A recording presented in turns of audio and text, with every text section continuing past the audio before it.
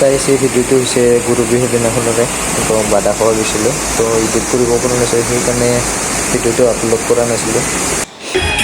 তো গাইজ বৰ্তমান হুহুৱা যাইলে এইখন দলঙত উঠিলে বাঁহৰ দলংখনত 30 টকা লাগে ফিজ। এইটো হৈছে বাঁহৰ দলং তো ইয়াতে 30 টকাকৈ দিব লাগে। তো 30 টকা দিলেহে এই দলঙৰে যাব দিয়ে।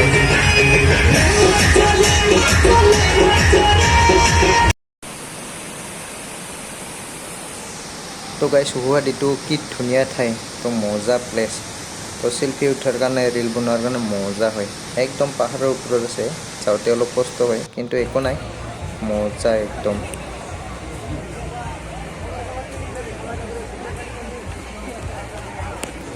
তো গাইজ ইয়া হৈছে গৰু বিহুৰ দিনাখনৰ হুহুৱাৰ পৰিৱেশ। এই দলংখনৰে গ'লে 30 টকাকৈ লাগে, এইটো মূৰৰ পৰা সিটো মূৰলৈ। তো মানুহ চাওক না কিমান আহিছে, যোন দিশে চাই সেই দিশে মানুহ। তো ক'ৰবাত যদি খানা খাব যাম বুলি ভাবি আছে তো ইয়াতে আহিব পাৰে। ডাঙৰ ডাঙৰ শিলত বহি ধুনীয়াকৈ এই সাজ খাব পাৰিব। তো পানীৰ চাউণ্ড শুনক না গাইজ, কি ধুনীয়া লাগে, কিমান জোৰত আহে পানী।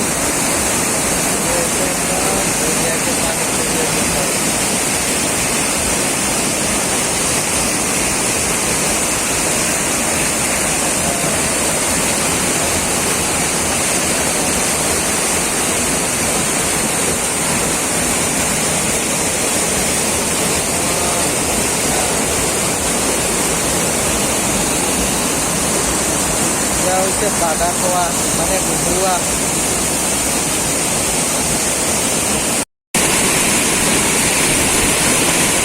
হুহুৱাৰ ইমান ধুনীয়া প্লেচ, বহুত ওপৰত আহিব লাগে। এইটো প্লেচত আহিলে ফটো উঠাৰ কাৰণে মজা। দূৰৰ কাৰণে ইয়াত মানুহ আহিব অলপ কষ্ট পায় কাৰণে মানুহ কম আহে। এইখিনি ফটো উঠাৰ কাৰণে মানুহ চাপ না।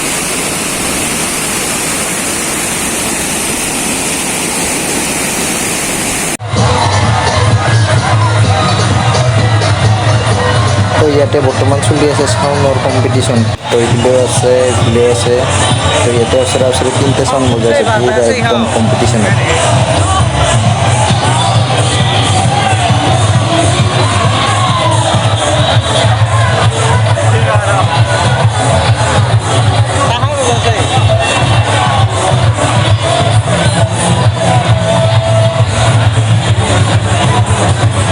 মানুহৰ ভিৰ চাওক নহয় গাইজ, ইমান মানুহ আহিছে।